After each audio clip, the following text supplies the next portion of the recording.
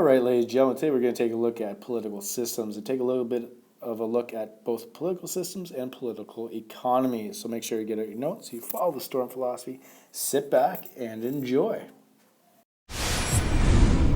All right, so what are we going to look at today? Well, we're going to identify what we mean by government. In this case, we're looking at it from the idea of the business perspective. We're going to take a look at the four types of political systems. We're then going to take a look at the four types of political economies, and we're going to wrap that up with what does this all mean for business.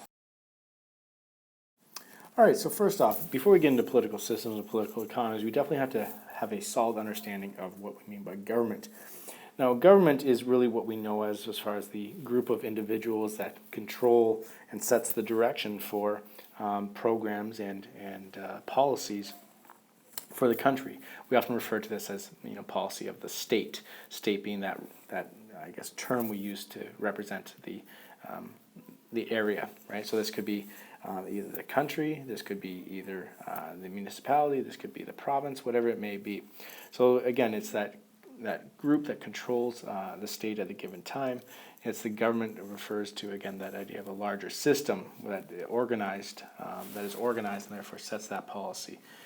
This can be legislators, administrators, arbitrators, right? And it's a form of governance, and therefore the political system is really based on this form of governance.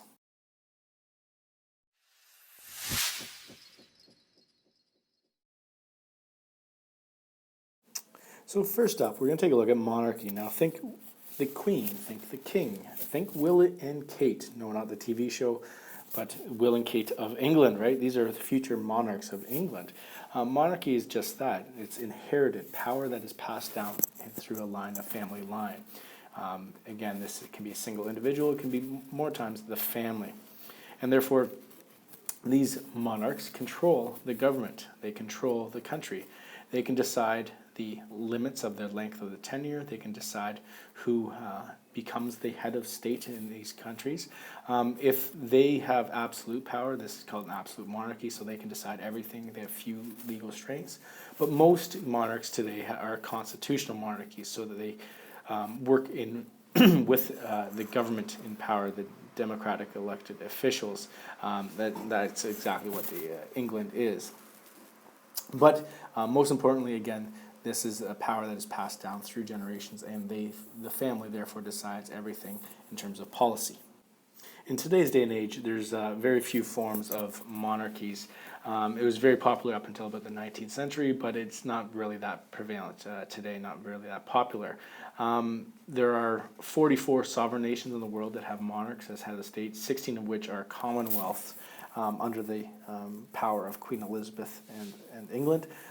All European monarchies are constitutional ones, except for Vatican City, and most of the monarchies are a little bit smaller, and many of these don't actually rule, they just reign in the country. All right, so next up is oligarchies. Now these are a little bit like monarchies, but instead of kind of one figurehead, the king or queen, it's a group of people. So this power rests in a very small number of people. This could be because of royalty. Most oftentimes, so this is very much about military or religious reasons as well. But it can also fall under wealth, family, education, corporate even. And therefore such states are controlled by these few prominent people, and they pass their influence on very selectively, sometimes generations, but again to certain people they want to continue on their reign or their belief system. Oftentimes these oligarchies have been very tyrannical, so they definitely rely on public obedience. They rely on oppression, therefore military juntas or military oligarchies are necessary for oligarchies. The military needs to control the people and make sure that this power remains within this small group of people. So next up is autocracies, or what we often refer to as dictatorships or authoritarian governments. Now this form of government is characterized by absolute or blind obedience to authority. So individual freedoms are non-existent. These relate to the obedience of the person in charge or group in charge, and therefore they have to comply with that. They are public institutions or political institutions are constrained. Therefore very little freedom there, no real freedom to vote or choose. The basis for legitimacy is very much on the emotion, the idea that they have to have this power, otherwise the evil will get the country and the people. Constraints on the mass public, again, repressive tactics often in place, and a very ill-defined power. It's often shifting, it's often vague. Autocracies really take control wherever they need to take control and change however they need to change in order to keep the power, and often puts in place that fear of, again, some sort of evil. Perfect example of this in North Korea, right? North Korea and the Korean Workers' Party and Kim Jong-un now really makes it known that if he wasn't in charge, the West would take over and they would lose everything and so on and so forth. So this fear, and the people have very little power in this state as well. All right, so last up is democracy. This is something we're very familiar with as we live in a democratic system. Again, it's the idea of government of the people, by the people. Democracy very much characterized by freedoms, free and fair elections, the rule of law, right?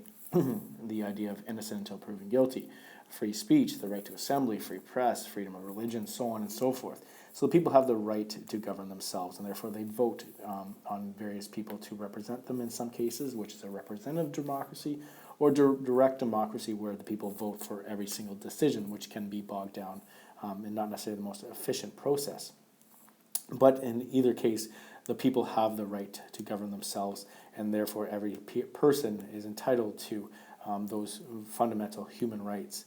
And democracy, again, the economic opportunity for citizens as well because of these freedoms, and businesses have their freedom to run their businesses.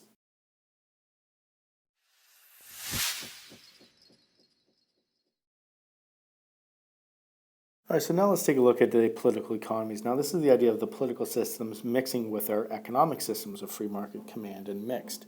And so these political systems mixing with our economic systems gives us our political spectrum, communism to socialism to capitalism to fascism.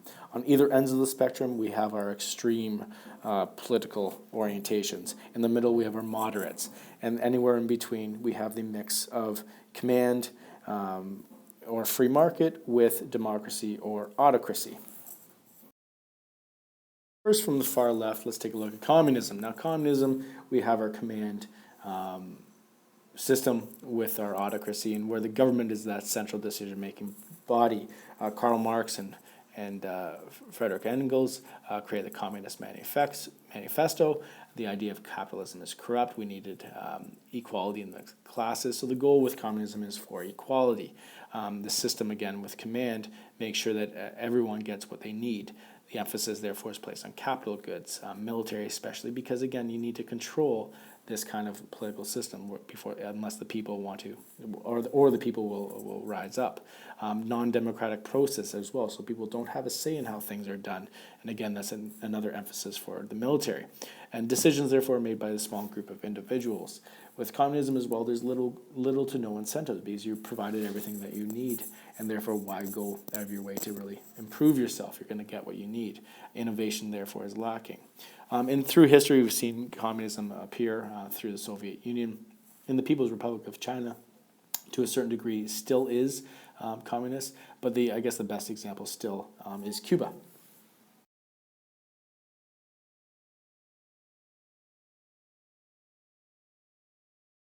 Next on the spectrum is socialism. Now, this is, again, where the government is a central decision maker, but it's very much more a little bit more in terms of the mixed type of economy. The idea with socialism is definitely nationalization of enterprise, so taking over and taking control of many of the industries. And therefore, we have very large union representation in socialism as well. The goal is, again, equality, right? Allocation of goods and resources. Who gets what? Everyone should get equal or fairly equal, and therefore the command system is in place. However, the political process is democratic, and therefore people still have a say in how this is done to a certain degree. But there's very much the support for unions, the fair method of payment, universality, and very much the idea that education, healthcare, those very core social services are provided for the individuals. But again, they still get a say in some of the other things, and they still own most of their enterprises and stuff. Throughout history, we've seen socialism appear to varying degrees. Cuba has been referred to as a socialist state, not necessarily communist, but it's a little bit of a gray area. But definitely Sweden being a socialist state, Venezuela as well to a certain degree.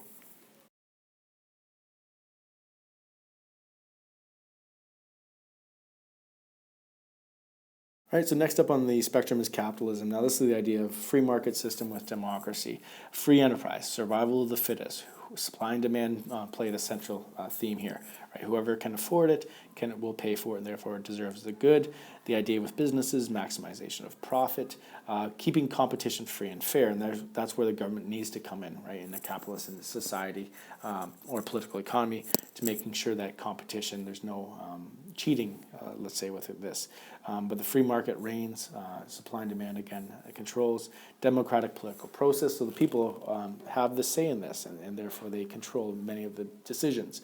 However, we also see that with capitalism, corporations also get a lot of the say. So again, consumers and producers work together to answer those three fundamental economic questions, and the government's role, therefore, is only to provide the legal frameworks to ensure that it's, again, competition is free and fair. Throughout history, many capitalist societies, I guess the most prevailing ones, Hong Kong, Japan, Singapore, United States, definitely, and even Canada to a certain degree, as far as capitalism.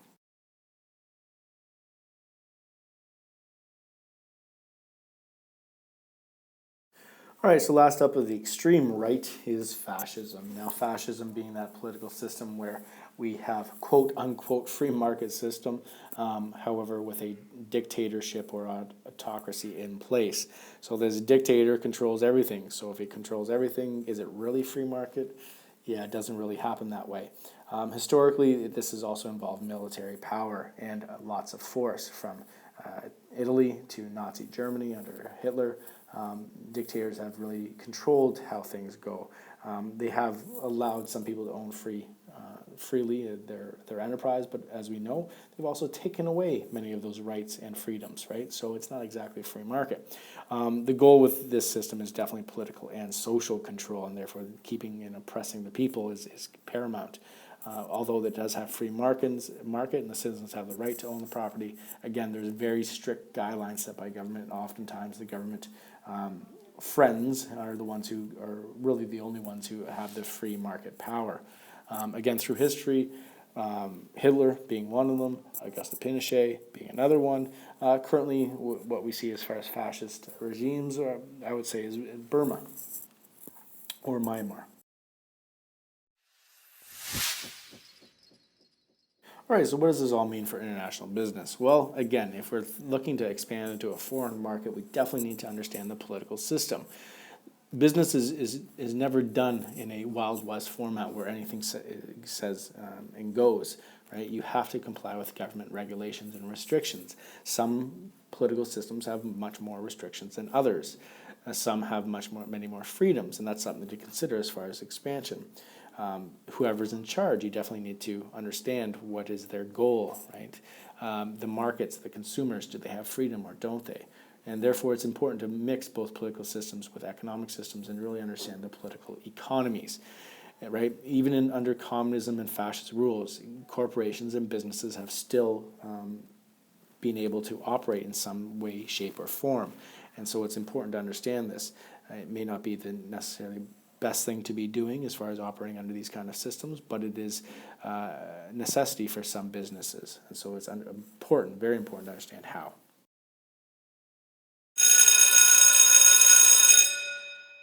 All right, so that brings us to the end of our lecture video for today. So here's the last parting question.